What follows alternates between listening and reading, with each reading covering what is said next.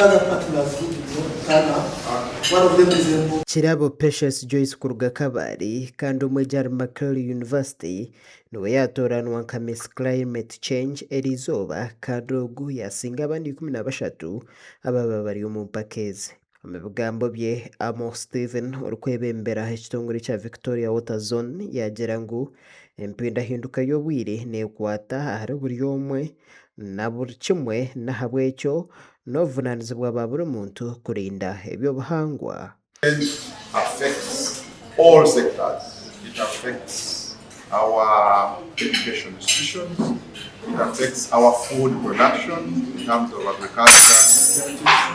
It affects our industries.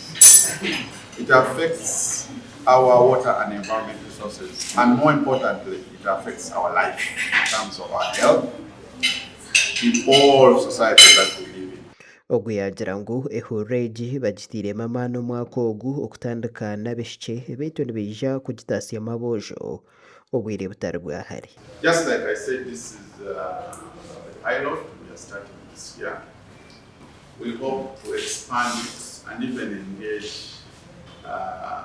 the men in this. But since we are starting, we wanted to start with the ladies and then we can go on and also introduce the men. Wenya kuhangura empakezi Kirabo Patience Joyce yashobora ngu naje kuteka amani omukwegesa abantu akarunja kare omukurinda ebyobuhangwa. I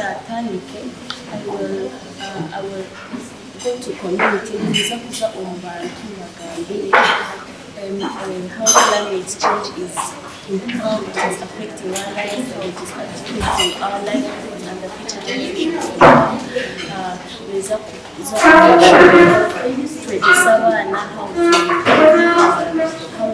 to use plastics, how to recycle, how to reuse. Christian Karungi otwiroro Miss Climate Change nagira ngu okumanyisa abantu ahakurinda ebyobuhangwa gukiri muri mu mahango kandi okugumire nahabwekyo buri omwe ashikire kugwejumbiramu. So you have to make sure that you are somewhere in simple terms to want to give a level for needing to bakwata